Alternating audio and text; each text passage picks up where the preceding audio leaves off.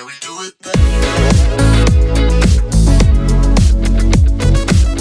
Every successful drone mission begins long before the drone takes off. A structured workflow helps ensure safety, accuracy, and reliable results. The first step is planning. Teams define the objective, whether it's mapping, inspection, monitoring, or surveying.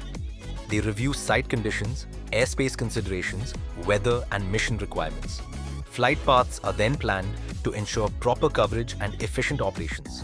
Once planning is complete, the process moves to deployment. The drone is prepared on-site with pre-flight checks. Operators verify battery levels, GPS connection, payload systems, and communication links. After safety checks, the drone takes off and follows the planned route to capture aerial visuals or data. During the mission, operators monitor flight performance in real time. This helps ensure stable operations and consistent coverage across the area.